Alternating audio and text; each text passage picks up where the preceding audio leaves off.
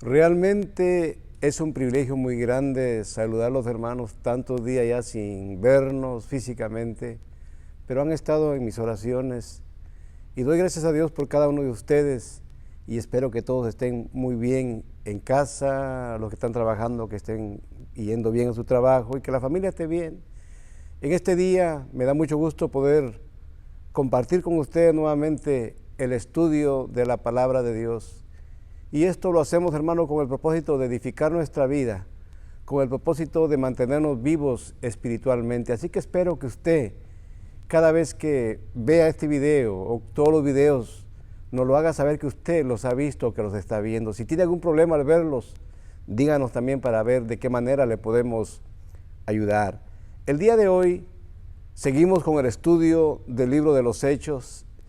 Usted recordará, ya dimos una introducción, hablamos en cuanto a lo que Jesús dijo antes de ascender al cielo.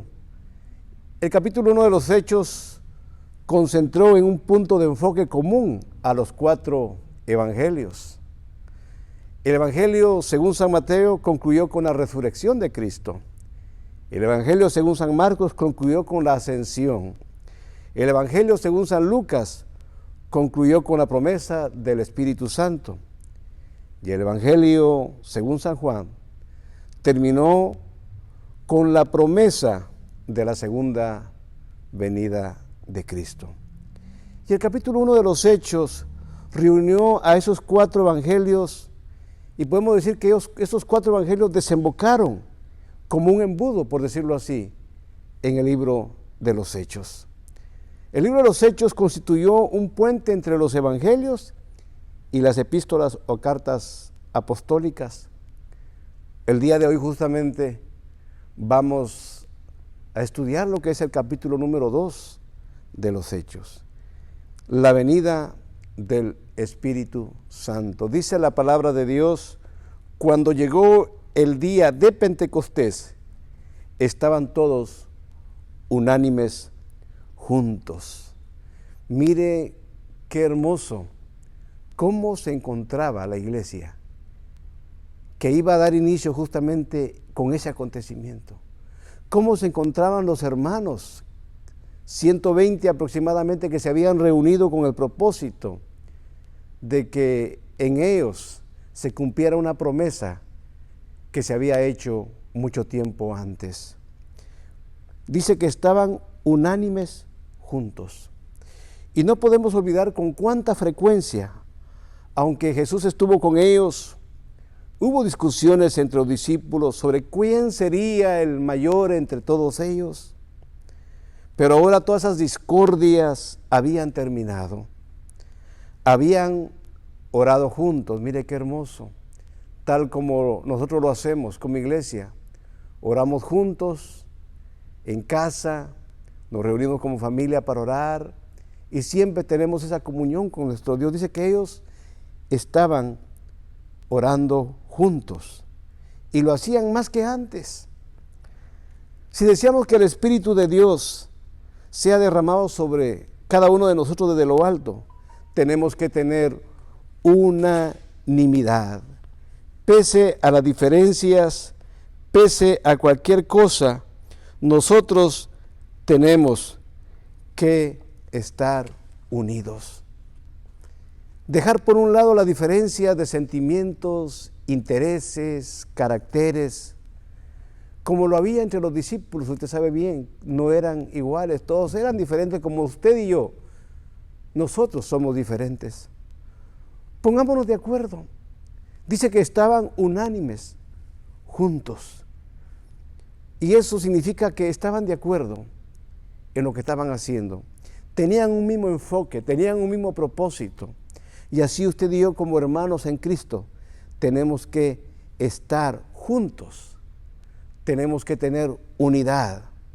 Y dice la Biblia que cuando eso sucede, cuando como iglesia estamos juntos, hay armonía, es ahí donde Dios envía bendición y vida eterna. El día de Pentecostés debía celebrarse 50 días, 20, 50, días después de la fiesta de las primicias o de los primeros frutos.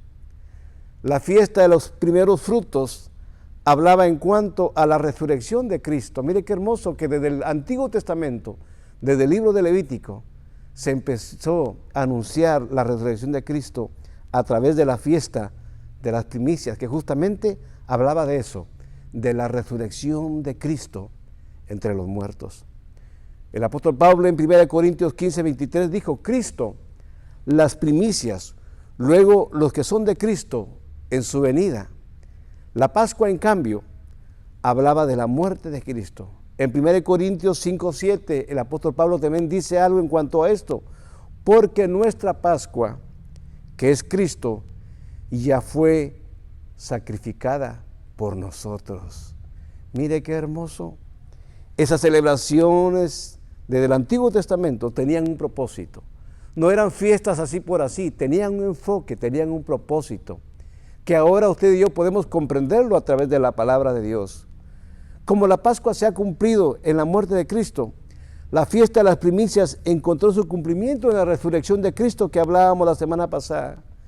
Creemos que esta fiesta que está hablando aquí, el capítulo 2 del libro de los Hechos, la fiesta de Pentecostés, representaba algo también, es decir, que era el cumplimiento de algo. No fue una fiesta así por así.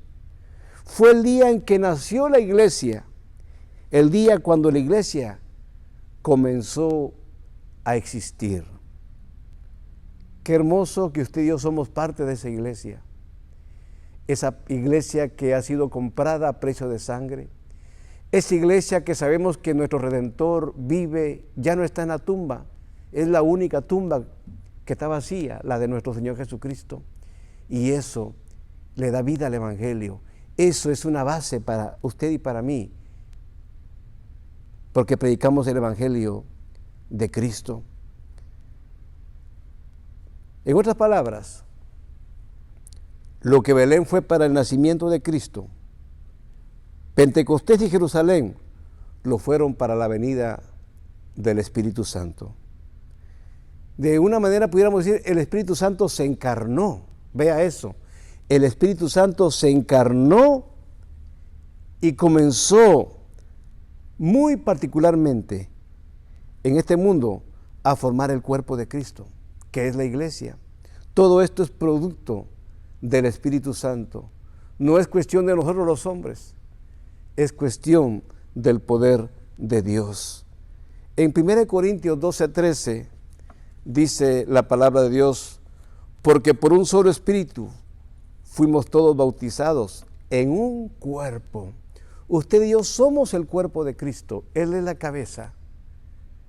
Y eso es lo que ha venido a hacer el Espíritu Santo, ha venido a unir el cuerpo de Cristo, tanto judíos como griegos, esclavos como libres, y a todos dice la palabra de Dios ahí en 1 Corintios 12:13, se nos dio a beber de un mismo Espíritu. El Espíritu Santo comenzó a hacer una obra el día de Pentecostés. El día de Pentecostés se cumplió con este evento.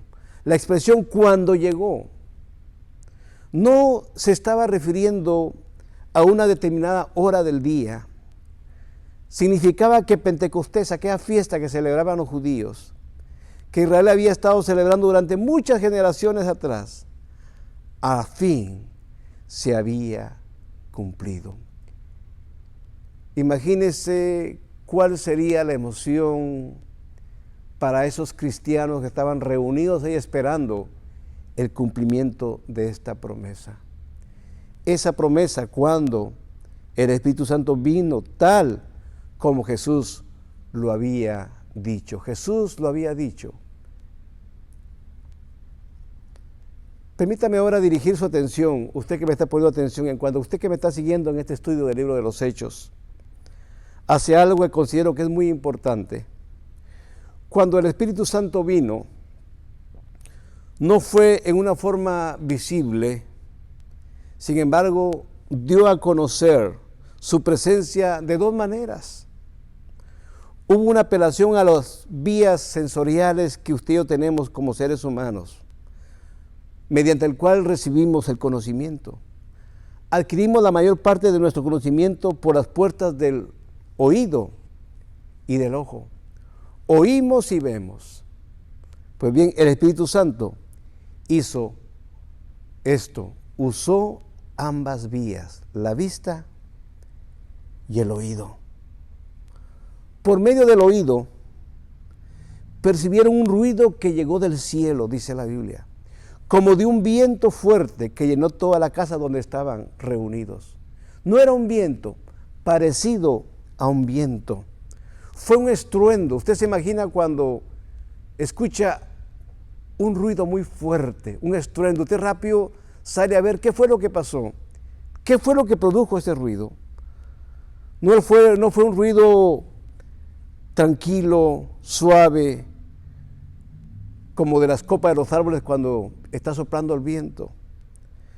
Ese ruido que se produjo ese día fue un ruido parecido a un huracán. Yo nunca he estado en un huracán, o en medio de un huracán, o en medio de un tornado. Y creemos que la ciudad de Jerusalén en ese día lo pudo escuchar. En el capítulo 2, verso 3, dice la palabra de Dios: y se le aparecieron lenguas repartidas como de fuego, oiga eso, como de fuego, asentándose sobre cada uno de ellos. Hubo una apariencia de algo como llama de fuego que iluminó a cada uno de ellos, según lo que dice Juan el Bautista, lo que él decía de Cristo: Él os bautizará con el Espíritu Santo y con fuego. El Espíritu como fuego. ¿Qué es lo que hace el fuego? ¿Para qué se utiliza el fuego? Bueno, el fuego sirve para derretirse, ¿o no? El fuego es capaz, ese fuego del Espíritu Santo es capaz de derretir el corazón, de quemar la escoria, aquellas cosas que no son buenas, que no dejan que el verdadero metal, que la realidad de esa cosa se pueda dar a conocer. ¿Qué hace el Espíritu Santo? ¿Qué vino a hacer el Espíritu Santo en los cristianos? ¿Qué ha venido a hacer en nuestras vidas? Ha venido a encender afectos piadosos y devotos en el alma. Qué hermoso es cuando usted y yo como iglesia, como cristianos, tenemos el deseo de doblar nuestras rodillas y hablar con nuestro Padre Celestial. Qué hermoso es cuando usted y yo como cristianos tenemos el deseo de abrir la palabra de Dios y ver las incontables riquezas de sabiduría que hay cada vez que abrimos la palabra de Dios y estudiamos la Biblia. ¿Se imagina usted eso? Pero todo eso es producto del poder de Dios en nuestras vidas. Él es el único que enciende ese fuego piadoso para que usted y yo tengamos almas devotas, almas deseosas, almas hambrientas, sedientas del Dios Todopoderoso.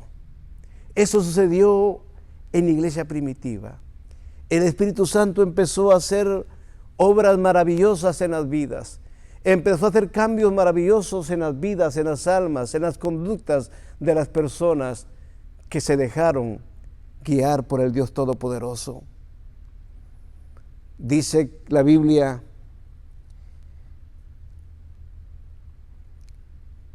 observemos lo que dice, que las lenguas eran como de fuego. No eran fuego, sino que parecían de fuego. Y esto llamó la atención. Y esto, hermano, ¿por qué usted se da cuenta cuando hay un fuego a través de los ojos, sí o no? Usted se da cuenta cuando hay un incendio. Se da cuenta rápidamente y es a través de la vista. Y esto llamó la atención, hermanos, en la iglesia primitiva, en los hermanos que estaban esperando la promesa del Dios Todopoderoso. Usaron sus ojos, usaron la vista.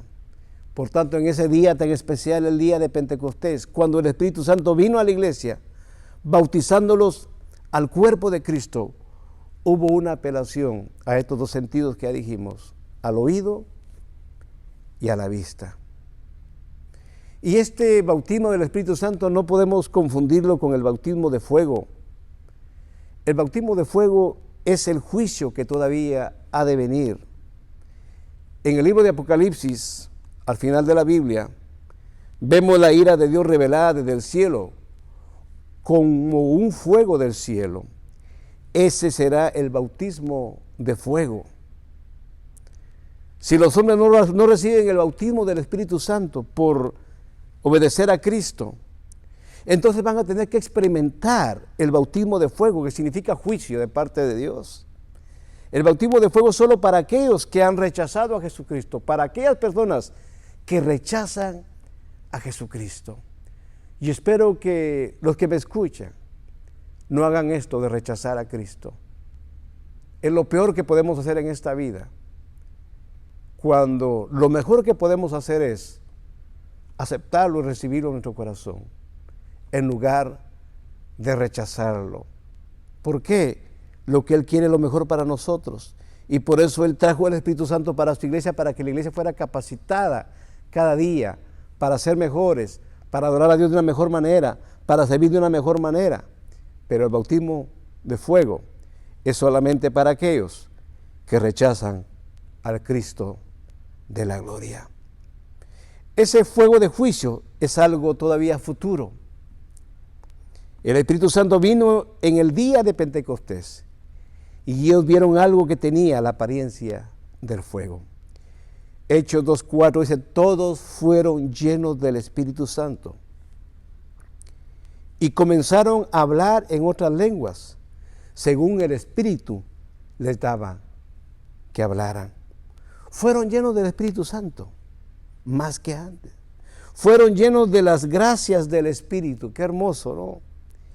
Y más que antes, puestos bajo su influencia santificadora. Mire, eso es lo hermoso del Espíritu Santo de Dios. La presencia de Dios en nosotros y con nosotros. ¿Qué es lo que hace? Produce vidas santificadas. La presencia de Cristo en nuestra vida produce vidas santificadas para la gloria de Dios. Vidas separadas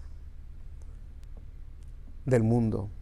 Vidas separadas de la influencia mundanal, vidas separadas para Dios y vidas más familiarizadas con el Cristo de la gloria, con el Espíritu Santo. Fueron ellos llenos con las consolaciones del Espíritu. Se regocijaron más que antes en el amor de Cristo y la esperanza del cielo. Así que el Espíritu Santo, hermanos, es el que da vida.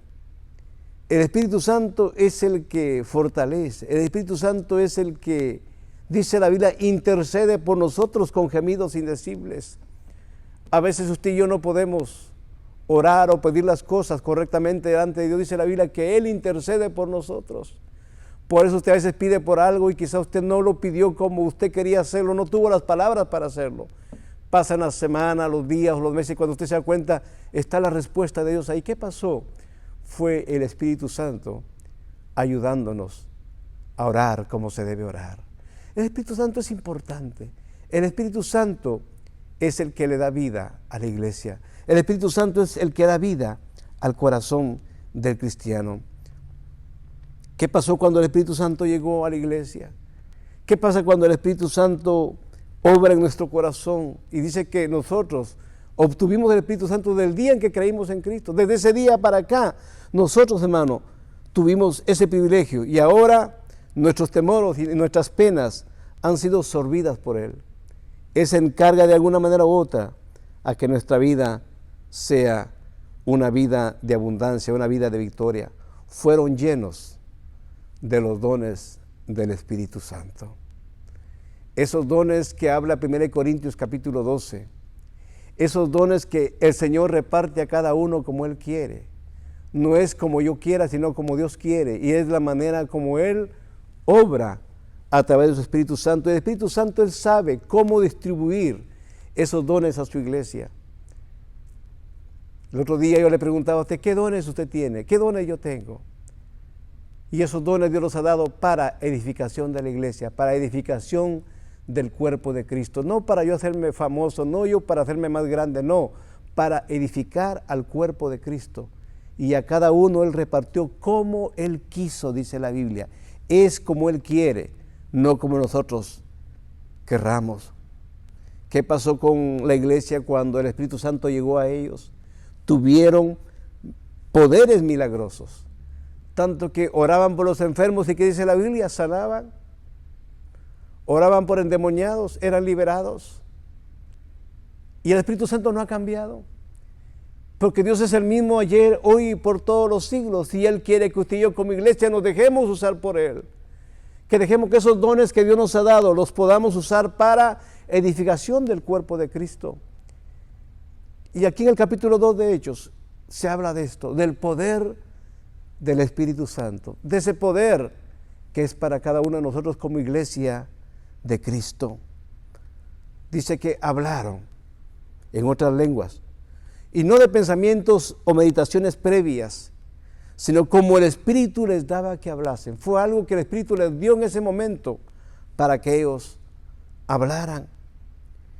Este versículo dice que ellos fueron llenos del Espíritu Santo. Ahora alguien podrá cuestionar y decir, bueno, ¿de qué hemos estado diciendo? ¿De que usted y yo hemos sido bautizados con el Espíritu Santo? Y alguien preguntará, bueno, ¿fueron bautizados de veras? Y yo creo que sí, fueron bautizados, porque así dice la Biblia. El Señor Jesús les dijo que lo serían. Dice Hechos 1, 4 y 5. Y estando juntos les ordenó, no salgan de Jerusalén, sino esperad la promesa del Padre, la cual oísteis de mí. Porque Juan ciertamente bautizó con agua, pero vosotros seréis bautizados con el Espíritu Santo dentro de no muchos días. Fueron llenos del Espíritu Santo. Indica que todos los que estaban ahí esperando, los otros ministerios del Espíritu Santo a los creyentes de esa época habían sido realizados. La iglesia recibió los dones que necesitaban para desarrollarlos, para edificar el cuerpo de Cristo. Recibieron esos dones para poder ministrar a la gente allá afuera también.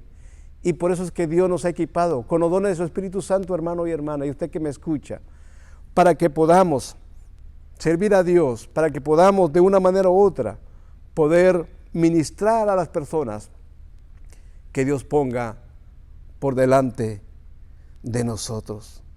¿Qué pasó ese día? Cuando el Espíritu Santo llegó, en primer lugar, ellos fueron regenerados. Mire eso, qué hermoso. ¿Qué es la regeneración? La regeneración es un cambio espiritual efectuado en el corazón del creyente, de aquel que ha creído en Cristo, y lo capacita a corresponderle a Dios en obediencia. Mire qué hermoso. Eso es lo que hace la regeneración. Opera un cambio que se opera en nuestro corazón como creyentes en Cristo. ¿Con qué propósito? Para capacitarnos a corresponderle a Dios en obediencia. Y eso es lo que hace el Espíritu Santo. Nos ayuda a que usted y yo como iglesia podamos ser obedientes al Dios Todopoderoso. Ser obedientes a su palabra, ser obedientes a sus mandamientos, ser obedientes a lo que Él nos pide que hagamos. En Juan 3:5, Jesús tuvo un encuentro con un fariseo llamado Nicodemo. Y Jesús le dijo, os es necesario nacer de nuevo espiritualmente hablando. De cierto te digo, le dijo Jesús, que el que no nace del agua y del Espíritu no puede entrar en el reino de Dios. Esto es algo que solo el Espíritu Santo puede operar en la vida de aquel que quiere acercarse a Dios, de aquel que quiere recibir a Cristo como Salvador y Señor. Es ahí, en esa persona, donde el Espíritu Santo opera ese nuevo nacimiento, opera esa regeneración. En segundo lugar, el Espíritu de Dios viene a morar en ellos. Mire eso, antes estaba con ellos y se manifestaba en algunas personas solamente en el Antiguo Testamento, usted sabe bien eso, pero ahora el Espíritu Santo vino a morar en ellos. Mire lo que dice la palabra Romanos capítulo 8, verso 9. Pero vosotros no vivís según los deseos de la débil condición humana, sino según el Espíritu, si es que el Espíritu de Dios está en vosotros. Y si alguno no tiene el Espíritu de Cristo, no es de Él.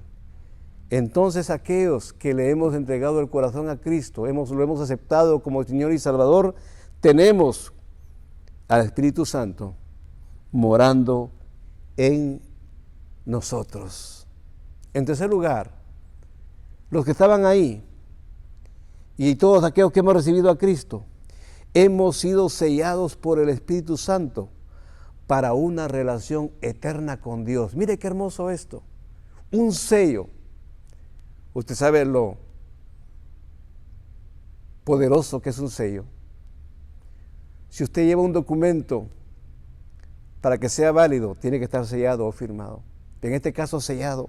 Y dice la Biblia que el Espíritu Santo es lo que hizo con aquellos cristianos, es lo que hace con todos aquellos que hemos recibido a Cristo. Nos ha sellado para que tengamos una relación eterna con Dios. Pablo lo explicó muy bien en la carta a los Efesios, capítulo 1, 13 y 14. En él también vosotros, dice, habiendo oído la palabra de verdad, el evangelio de vuestra salvación, y habiendo creído en él, fuisteis sellados con el Espíritu Santo de la promesa, que es las arras, oiga esto, o garantía de nuestra herencia, hasta la redención de la posesión adquirida, para alabanza de su gloria. El sello identifica un producto. El sello identifica a un cristiano. Y Dios conoce a los que son de Él. Aquellos que tienen el sello de su Espíritu Santo en su vida. Es una garantía. Eso es una garantía y es las arras, dice la Biblia, de nuestra herencia. Así que, hermanos, el Espíritu Santo tiene un papel muy importante en nuestra vida. Lo empezó a tener desde el momento en que vino con aquellos cristianos en la iglesia primitiva y lo está teniendo con nosotros ahora en iglesia actual, en la iglesia del día de hoy. Así que mi consejo es, dejémonos usar por el Espíritu Santo. Dejemos que Él encuentre lugar en nuestra vida para desarrollarse. Démosle espacio. Seamos obedientes a la palabra de Dios, sumisos a la autoridad de Cristo, para que podamos ver la manifestación del Espíritu Santo en nuestra vida, en nuestra familia, y no se diga en la iglesia. Así que quiero hacer una oración con usted. Y ahí donde está, levante su mano derecha, y dígale a Dios estas palabras. Dígale: Padre poderoso, yo sé que tú has dejado a tu Espíritu Santo con un propósito. No solo es nuestro consolador, sino que también es nuestro guiador. Es el que intercede por nosotros con gemidos indecibles. Es el que mora en nosotros y está con nosotros, el que nos guía a toda verdad. Padre, gracias porque nos has llenado de tu Espíritu, porque nos has regenerado a través de tu Espíritu, porque nos has sellado por tu Espíritu Santo. Dios, ayúdanos a corresponderte en obediencia como iglesia. Bendice a mis hermanos, que sean confortados a través de tu palabra, a través de tu Espíritu Santo, y que tú nos ayudes día a día a seguir adelante, y que en estos tiempos que vivimos nos dejemos guiar por tu poder divino y podamos hacer tu obra divina en el lugar donde estamos. Padre poderoso, te damos gloria y honra y lo hacemos siempre en el nombre poderoso de Jesús. Amén.